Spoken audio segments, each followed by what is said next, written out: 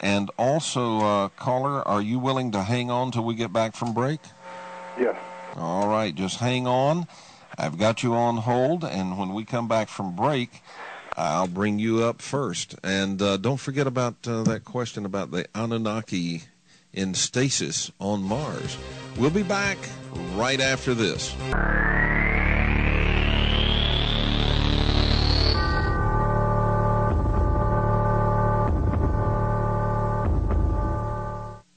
We are back. My guest is Dick Criswell, and when it comes to UFO information, Dick is an insider.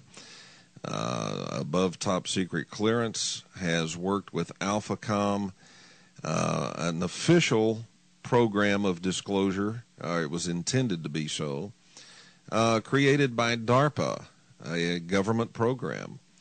And as I said, if you've always wanted to be able to ask an insider, well, here's your chance. Dick, let's just go straight to the telephone. And caller, you're live on the Kevin Smith Show. Your first name and from where are you calling? Kevin in Davenport, Iowa. All right, Kevin. A couple of quick questions. First, the gentleman who called from Tucson, he asked, the second question was, is time travel possible? Ah, yes, time travel. Is that a reality now? Absolutely. Oh. All right. Are most of the major countries, such as China, Russia, etc., are they in on the conspiracy, as well as rogue nations like North Korea, etc.? They all have to be in on this. They're told specific things so that it will make it work worldwide. So what they're telling us here, they may be starting to tell different countries and different areas. Some of them are way far ahead of the United States. To the disclosure, you just seen the British Defense disclose all their UFO files, which I don't believe is going to be a complete disclosure, because I think they're bound to a higher group. Yeah, the French did that too. They put all theirs on, or said that they were putting all of theirs online, but who knows if it's really all. Kevin, you got another question or comment? Well, is faster than the speed of light travel possible? I think it's fast. Yeah, faster than the speed of light. Yes. All right. Thanks a lot. All right. Thank you. I want to get to some of our flash messages that have come in, and we'll just hit these real quick, all right? Okay. We've got Phil from Australia, and he wants to know that do we have the cooperation of ETs with developing and using advanced technology, and if so, what would be the MO for not using an alliance with advanced races to prevent the war on terror? I think that's a separate issue, but we are using technology of aliens, and there's an agreement that they get some bennies from us, and some of those were not specifically pointed out to me. Mm-hmm. Okay. So here's Andrew from Australia. Dick, do you know what is going on in the bases here in Australia? Is there UFO activity with these bases here in Oz? It seems that we're experiencing more UFO activity like the U.S.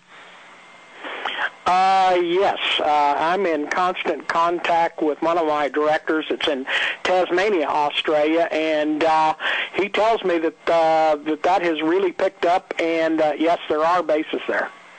All right. Also from Andrew in Australia, everyone is commenting on 2012. Is there any significant relation towards, say, a period of 2010 to 2020 to be earth-shattering?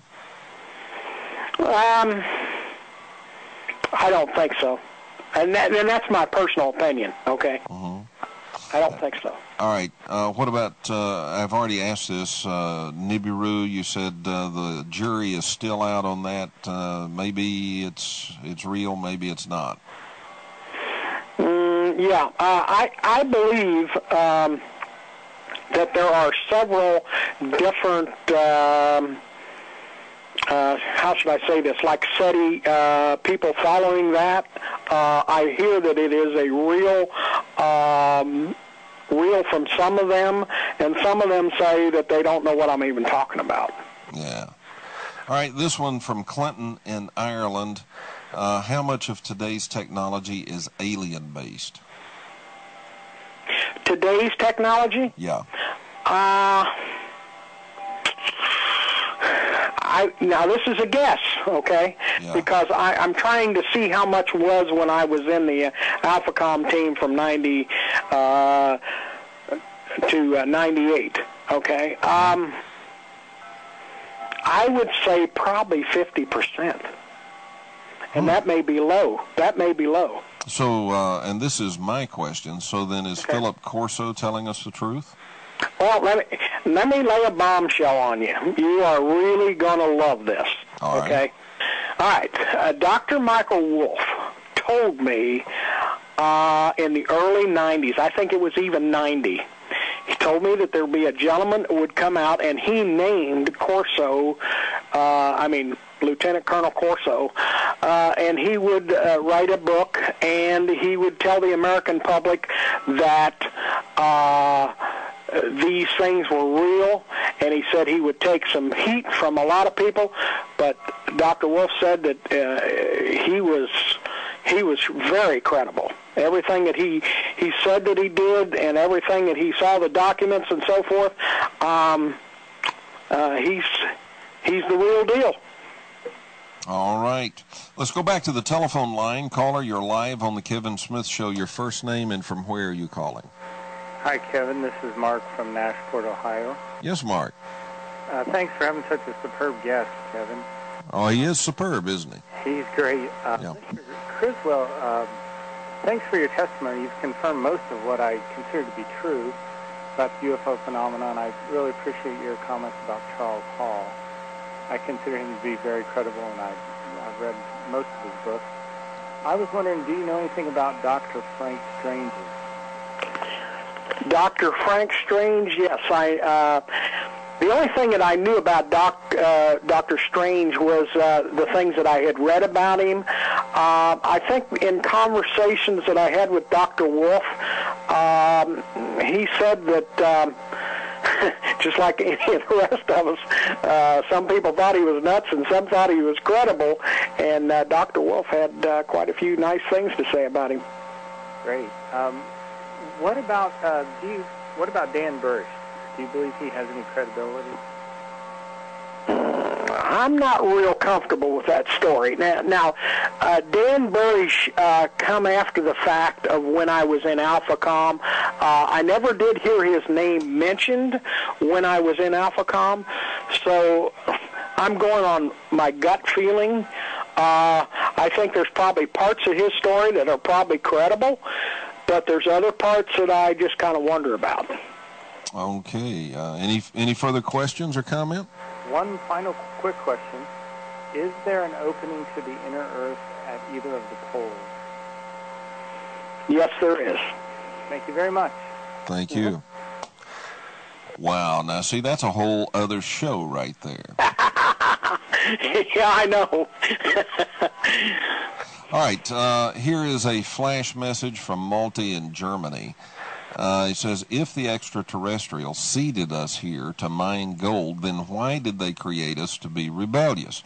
They could have made artificial intelligences that are not able to strike out. That's a pretty heavy question. I believe, that when we were first seated here, we didn't question things, and we have evolved like other societies. Some of us question things, and some of us are still passive. Well, yeah, I think that's true. There are people that even the mere question of the status quo just rocks their boat. And then there are other people who cannot imagine the status quo could possibly be real.